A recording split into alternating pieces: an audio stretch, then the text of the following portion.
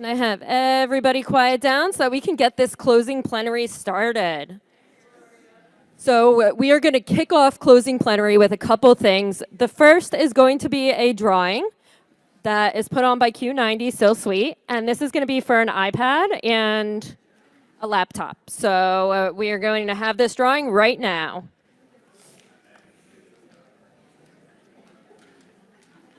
All right, thank you for having us here at Q90. Yeah, we had the laptop drawing. We had the laptop drawing. Of course, those of you who signed up for that signed up electronically, and thank you for doing so. So we had the computer spit out a name earlier today, and it was Kimberly Meck of Disability Oh Empowerment. my goodness. Oh my goodness. I don't know about that one. We got to try again. Congratulations.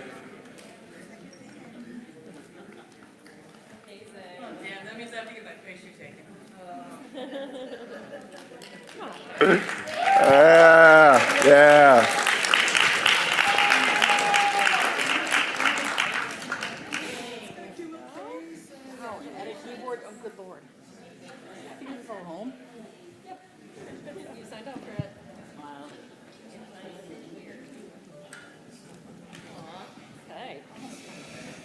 All right, and then the iPad drawing, if I could get somebody to pick for me.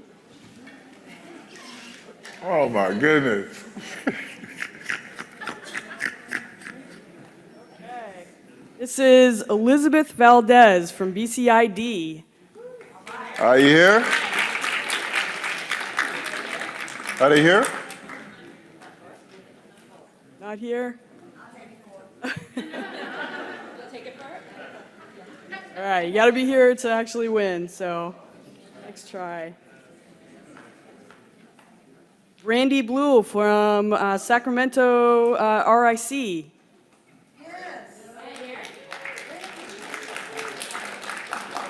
Where you at? We know her, but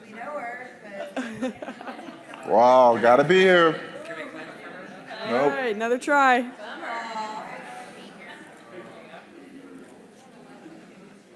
Lisa Creel.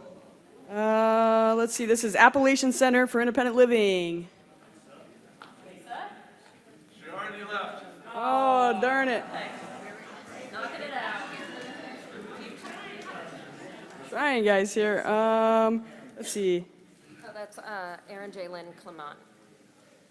Erin Jalen Clement. Wow.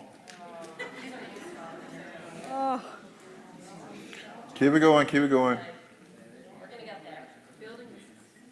Tina Cheney from the Freedom Center. Guys. She's not here? Oh my goodness.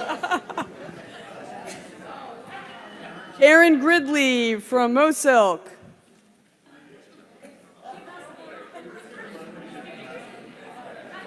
All right. Now, do two more. If you don't get two more, give it to me. All right. Alexandra Aaron. Oh, yes.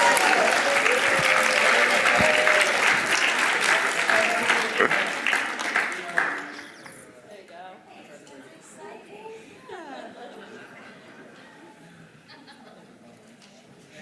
Congratulations.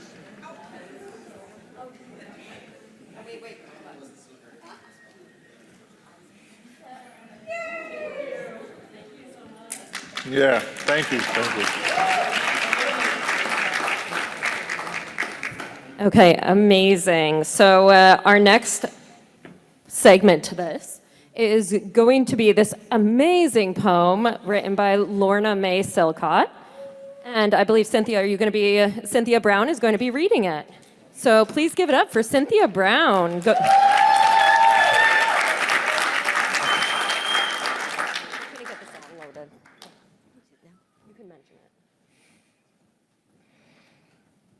My grandmother would always say, put your eyes on before you start reading. So I'm going to do that. Good afternoon. I'm Cynthia Brown with the Maryland Statewide Independent Living Council. Yeah. And I'm very appreciative for the opportunity to present this creative prose piece. So the poem that I'm about to present was written several months ago by a woman I greatly admire, Lorna May Silcott, Executive Director for the Maryland Silk. And Lorna knows that I, too, enjoy writing. And so we were talking about healthy ways to deal with the stress of life. Like meditation and prayer and journaling and singing. And so she shared her poem with me. Honestly, immediately I felt emotional because the words in her poem are also words that I've heard my daughter express to me many times. My daughter, Cayenne, was diagnosed with a disability at the age of 7, and she's 24 now. And over the years, I've watched Cayenne deal with the pain and disappointment of being discounted, shunned, and treated harshly due to having a disability. And so I stand here today feeling honored to present this poem on behalf of my friend and its author, Lorna May, on behalf of my brave and beautiful daughter, Cayenne Faith Brown, and on behalf of every person living with a disability who was ever made to feel invisible, unimportant. So I hope these words will touch each of you in some way, whether you are a caregiver, a professional in the IL community, or a person living with a disability who is thriving and doing their best to live their best life.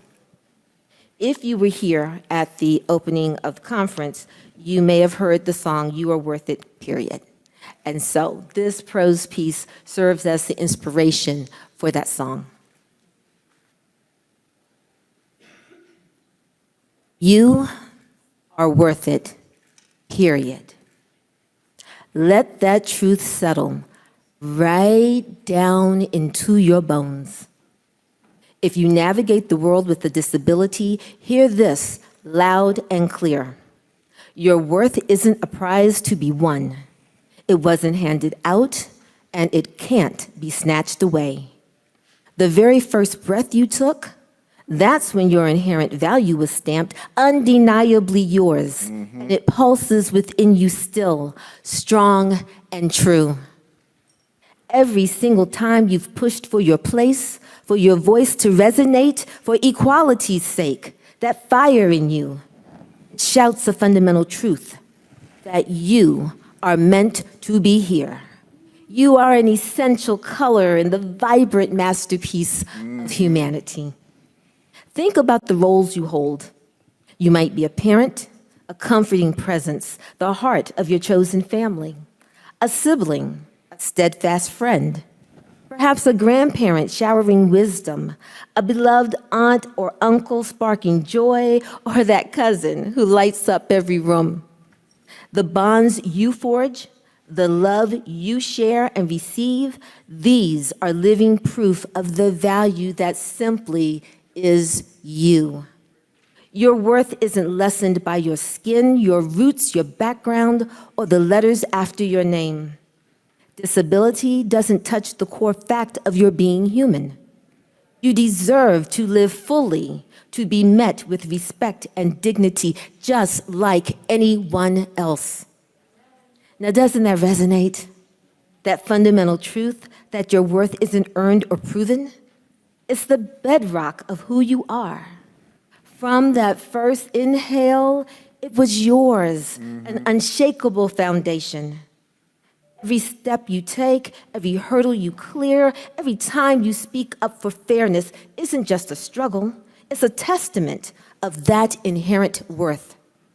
You belong at every table, in every conversation. You are the vital threads weaving the rich fabrics of our communities. Parents, siblings, grandparents, aunts, uncles, cousins, friends, and colleagues. Your value isn't diminished by any difference in ability, color, culture, background, or education. These are the unique facets that make you, you, adding depth and brilliance to the world. Your very existence is a right, a contribution, a reason for profound respect. So let that truth sink in, deep down. You are worthy, always have been, always will be. Your presence here matters. Your voice deserves to echo. You are not just deserving of life and respect, it's your undeniable right. Embrace that power and know this: you are seen, you are valued, and you absolutely belong. Thank you.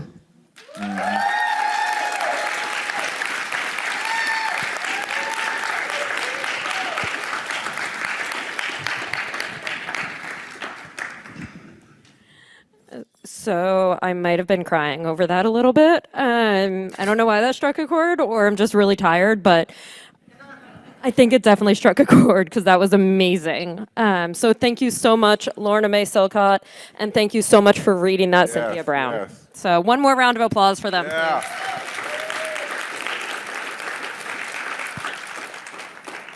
Wow. What a week it's been, from shutting down Pennsylvania Ave.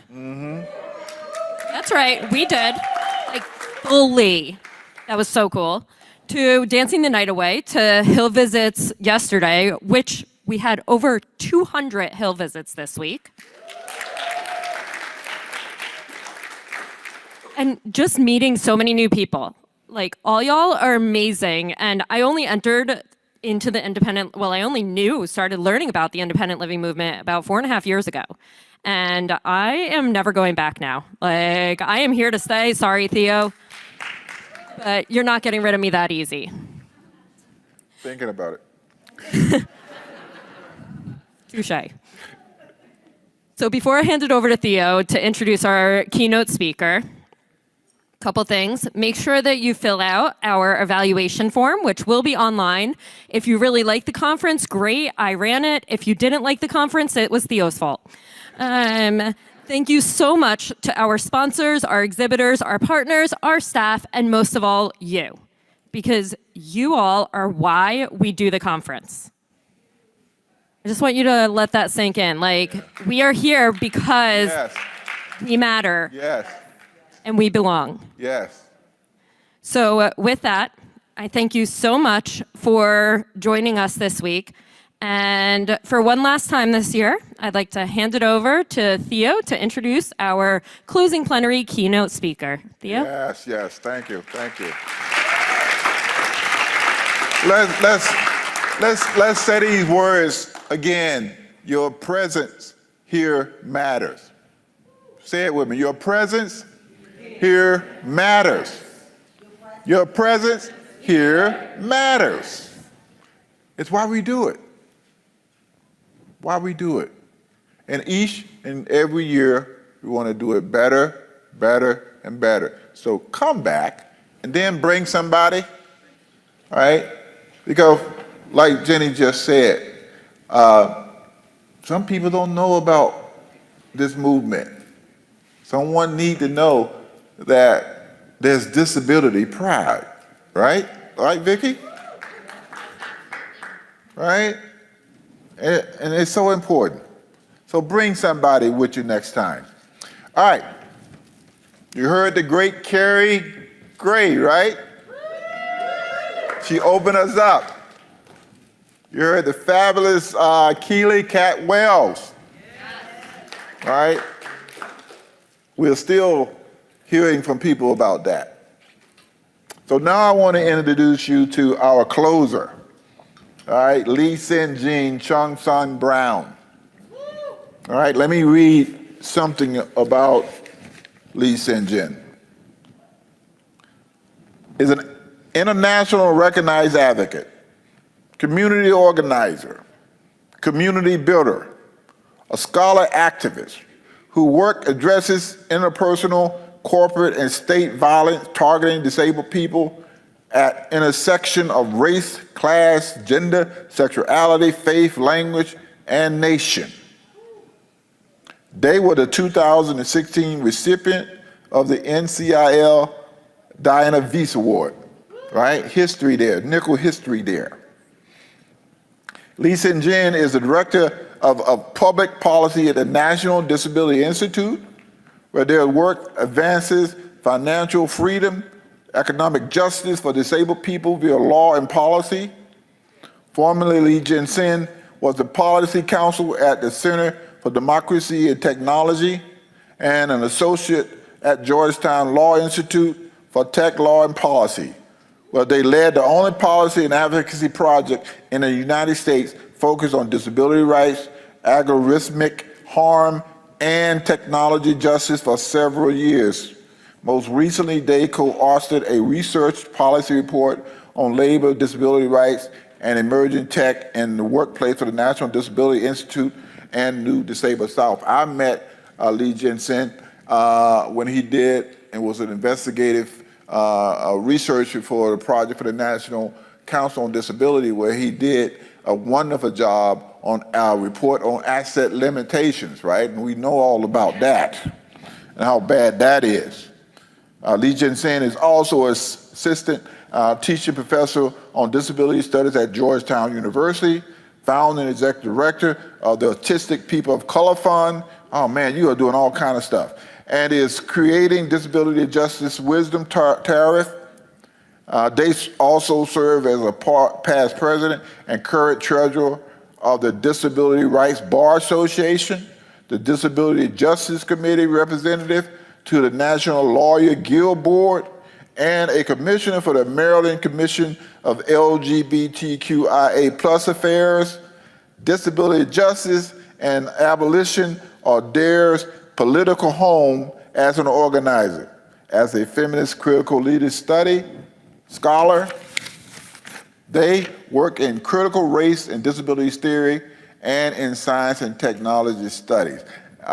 It's some awesome things they is doing here, Ly Xīnzhèn, and I want you all, the next voice you're gonna hear, please come up. Ly Xīnzhèn.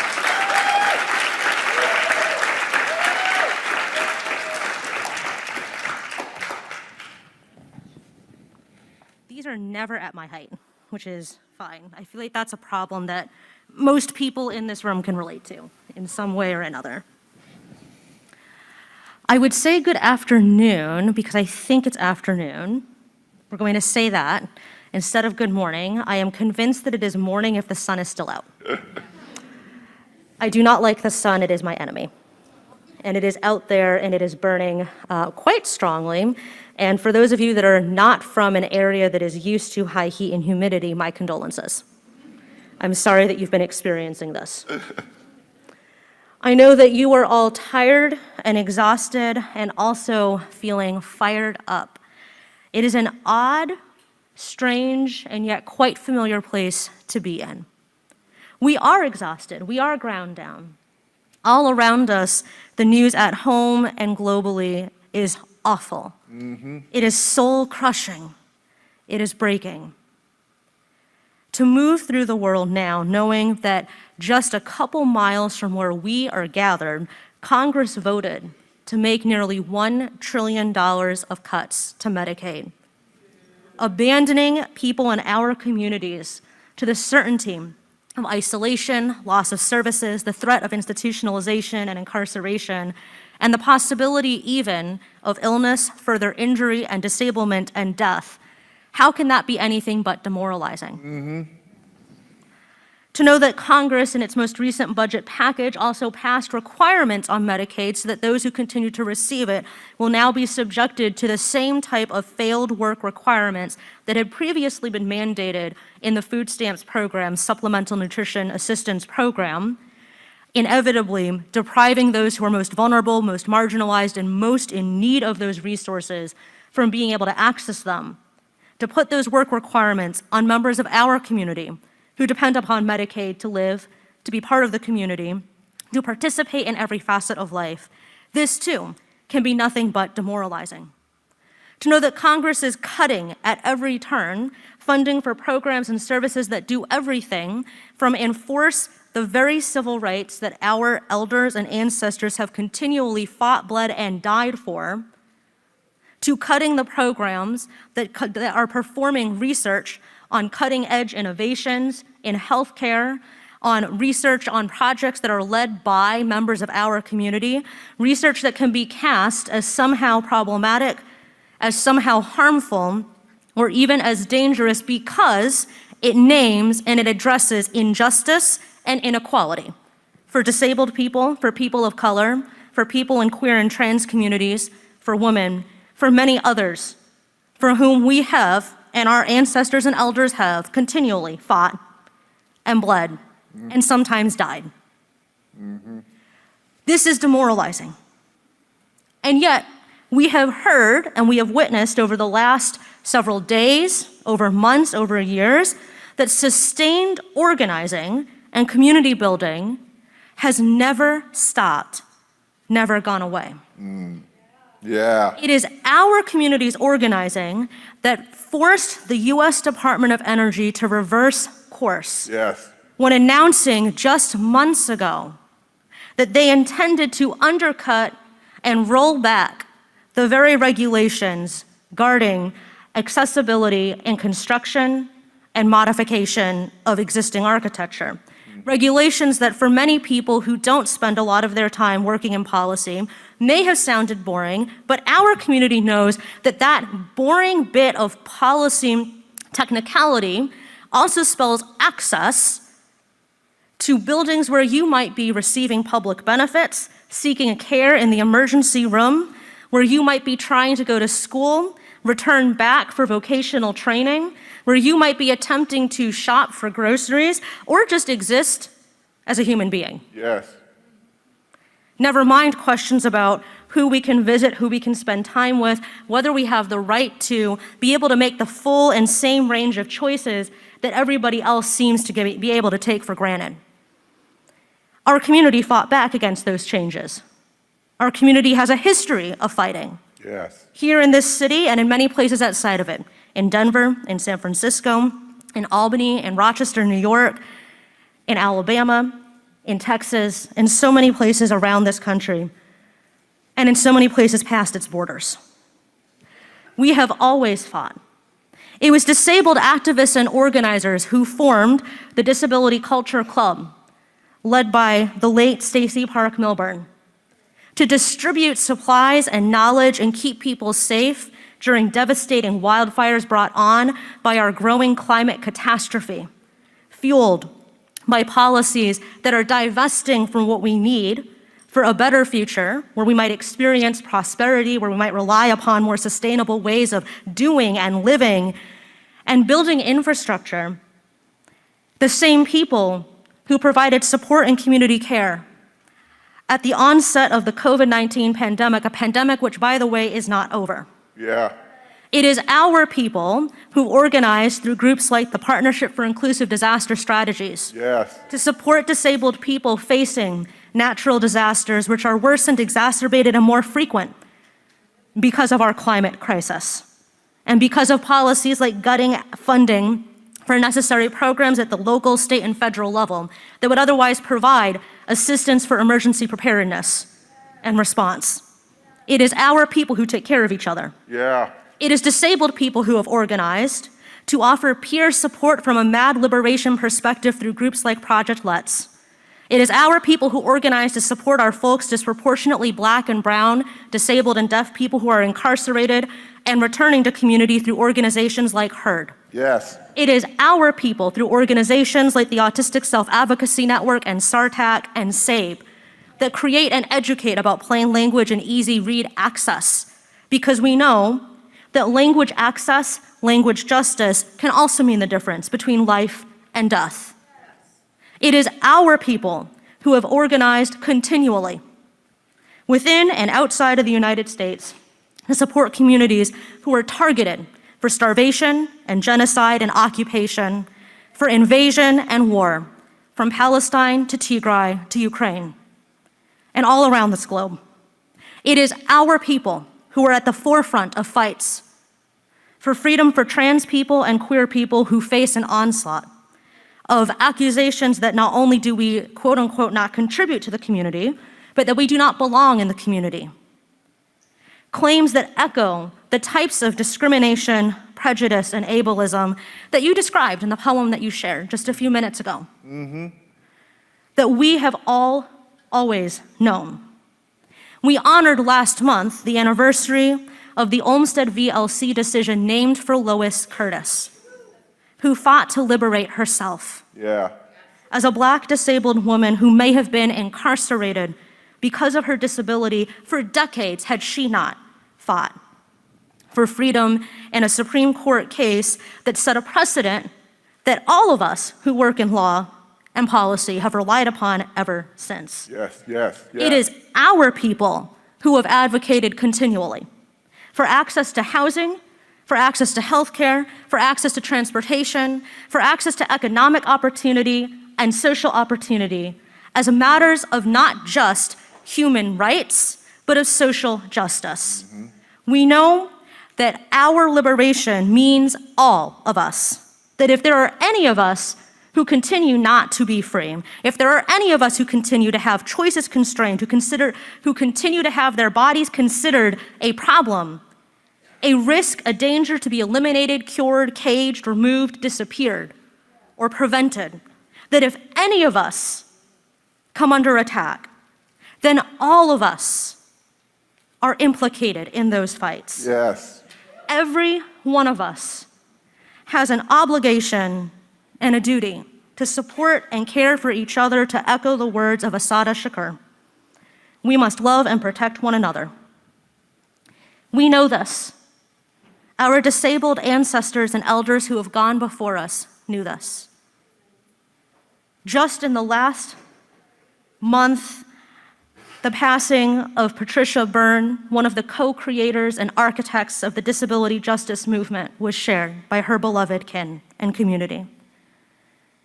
Patricia Byrne taught us about the necessity of cross-movement solidarity and collective liberation in the fights for disability rights and justice. I am here, you are here, because we care about a future that is actually worth fighting for. Yes, yes, yes. I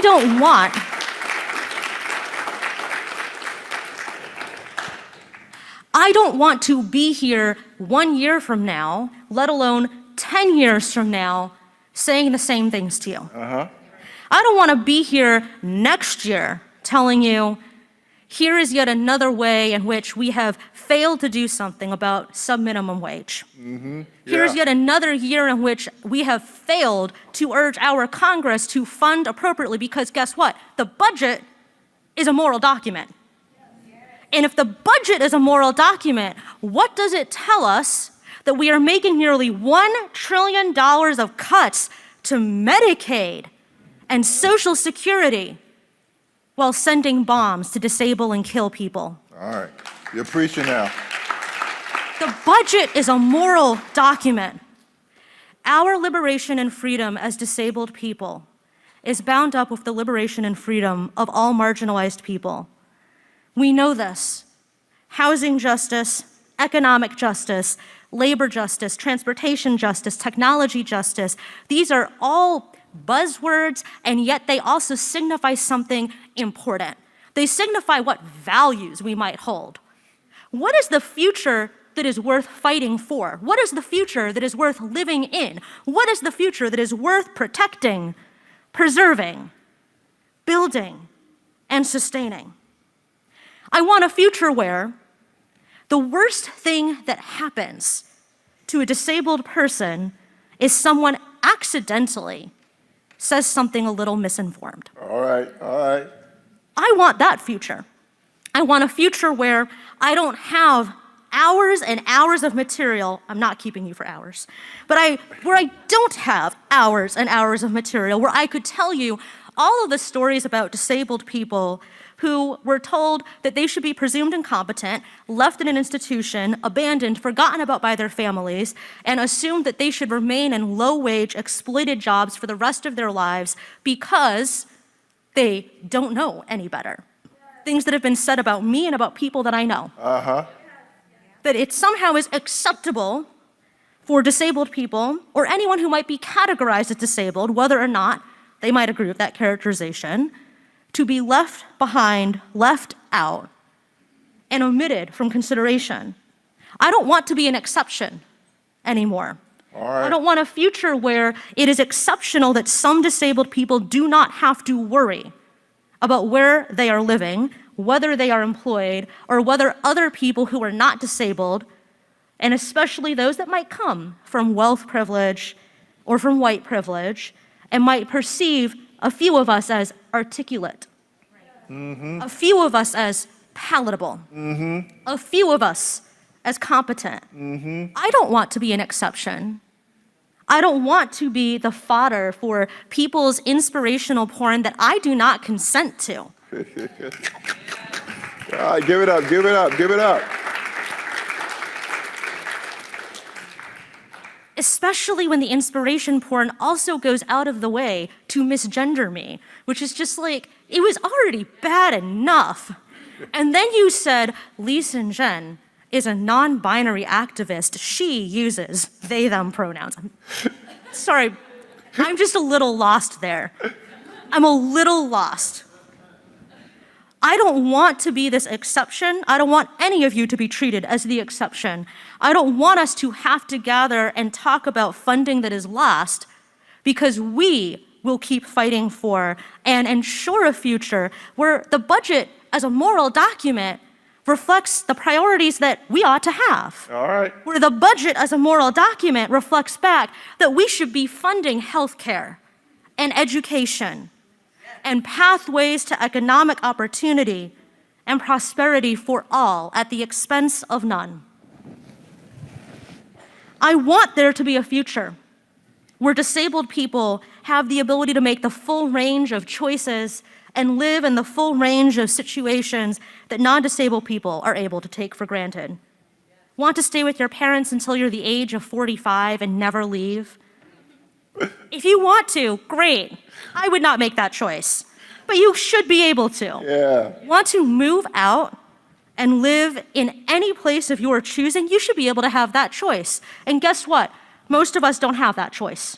Most of us do not have the choice to meaningfully decide where we might go to school, whether we go to school, or even where we might worship, because that depends on, is this particular church or synagogue or temple or mosque the one that has a ramp or provides ASL interpretation?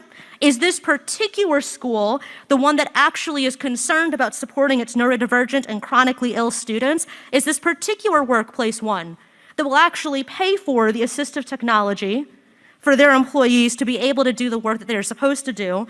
And if I take this job, will that affect my ability to receive Medicaid that pays for my services for me to be able to have the job in the first place? And if I choose to take this job or don't choose to take this job, will that spell the difference in whether or not I have access to housing at all? These are choices that no one should have to make. Yeah. We should not have to choose what job or whether a job will cost us the ability to have the same range of choices that other people don't have to think about at all. But more than that, I want a future where we have the ability to feel safe and free. And I don't know of almost any other disabled person who feels safe. We are a population that experiences extraordinarily high rates of abuse and violence that can spill over to have devastating health and financial consequences, ranging from depending upon an abusive partner or family member to provide attendant care because you were unable to receive the sufficient number of hours or enough money in the budget to pay for an actual attendant to provide that care for you, to the impact of coerced debt that can stain and tarnish a credit report for years and years to come, with lingering consequences for the survivor of that type of abuse. People in our community are disproportionately likely to experience discrimination in the healthcare setting. People in our community are disproportionately likely to experience discrimination anytime we try to get a job, in any place, in any way. People with my particular disability, which is autistic people, actually have a lower rate of employment for every level of educational attainment. It means that an autistic person who has a postgraduate degree is less likely to be employed than an autistic person who has not completed a high school diploma or equivalency. And autistic people, in the broader category of those with intellectual and developmental disabilities, are likely to be consigned for a lifetime to the 4 Fs: food, filth, flowers, and filing. By which I mean that the work itself should not be thought of as degrading, but the expectation is that people with certain disabilities should perform menial, low-paid labor for their entire life and consider that inclusion. I'm not interested in inclusion. I'm interested in justice. All right.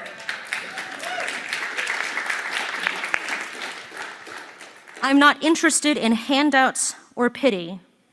I'm not interested in services that are done at arm's length without care or concern for the people who are receiving them or the people who are laboring to provide them. I am interested in justice. I am not interested in discussions that act as though the issues affecting disabled people here in this room, in this region, in this country, can be spoken about in a sanitized, isolated, or siloed way, as if we are somehow apart from our disabled kin, who are also fighting for social and economic transformation and opportunity and justice wherever they live. I'm not interested in conversations that say our future depends upon only replicating successes of the past that were defined by continuing patterns of injustice and exploitation and inequality. I don't want that future. The future that I imagine as one worth fighting for, one worth protecting and preserving, is one in which we are able to receive all the care and support that we need.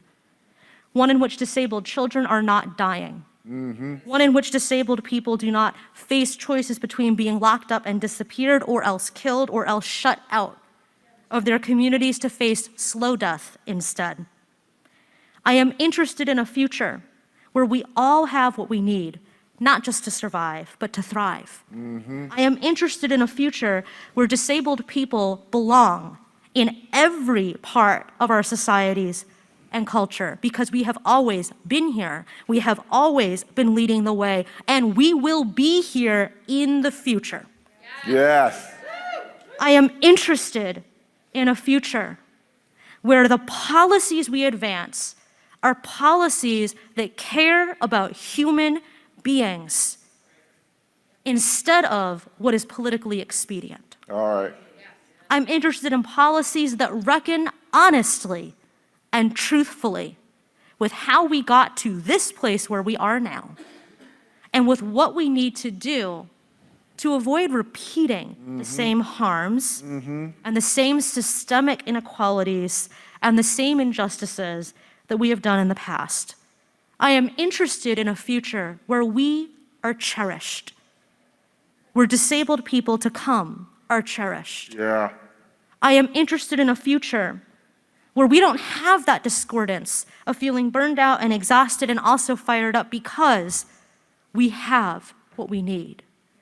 I am interested in a future where our safety, where justice, where care is defined not simply by the absence of harm, the absence of discrimination, the absence of prejudice, the absence of policies that kill or maim or starve or do so by inflicting slow death, but instead, where those features of that future are defined by the presence of real resources, by the presence of practices that care about and prioritize and value life, by the presence of societal and cultural transformations that teach us to cherish and care for each other, to practice disability justice as Kaite Davidson had described it, active love. I'm interested in a future in which it is inconceivable and unimaginable to consider the way things are now. That disabled people have to choose between actually having some measure of economic security or getting access to health care. A present where disabled people are, on the one hand, relegated to institutions, and on the other hand, to further disablement and death. I am interested in a future where these realities are such distant memories that we can't possibly begin to understand how this was ever possible. Yeah. I'm interested in a future that looks nothing like what we have now. Yeah. This is the future that disabled people, especially our elders, have fought and struggled for their entire lives. Yeah. I believe this future is possible now. I don't speak of some far-off utopia. Yeah. I don't speak of some vaguely idealistic vision. I speak of what it is possible for us to fight for in the present. I speak of taking this energy that you have from this week and taking it home with you. All right. We cannot let go of justice. Those members of Congress whose offices you visited this week, they're back home for the next couple of weeks. Their staff are also active back home in the district offices for the next several weeks, by the way. They're there. Please read between these lines of what I am telling you to do. They're at home, not in Washington. Do not forget what we are fighting for. Yeah. It is possible in the present tense. We are almost there. Though it seems insurmountable and impossibly far, the barriers left to go. Our people have always dreamed of what could be possible. It is up to us to fulfill those dreams, to make them tangible. It is up to us to keep fighting for justice because, to paraphrase the Rabbi Hillel, if not us, then whom? If not now, then when? Yeah. Yeah. Yeah. It is up to us. It is our responsibility to bring about the change, the liberation, the justice that we seek. It is up to us to keep fighting. The budget is a moral document, and that fight is not over. The fight is not over. It began long before the present moment in which we find ourselves. And the struggle for justice, for freedom, for all of us will keep on. It will keep on past today, past this moment. We will not stop until we all are free. We will not stop until we all are free. We will not stop until we all are free and fed and loved and cherished and cared for and belonging. Thank you. Yeah. Ah, give it that up. Give it up. Give it up. Give it up. Give it up. Give it up. I am so glad that was live streamed. I really am. I am so glad that was live streamed. People needed to hear that. Beyond the ones that are here. I am so glad that was live streamed. Go ahead. Oh, okay, yes. I guess I'm gonna close it. I don't know what to say after that. I really don't. Right? Did y'all get the hint? All right, let's visit some people. Right? Take this energy. And I'm telling you what, this was a lot of energy. Right? What we did in that march and rally, right? Take that energy and let somebody hear what they need to hear. All right? Thank you. We need to hook up more and more. I'm telling you, I love every word that was said. I was hanging on every word that was said, and I hope you all was too. Yes. Be safe. Until next year, what we're gonna do? Bigger and greater. Bigger and greater. Thank you all.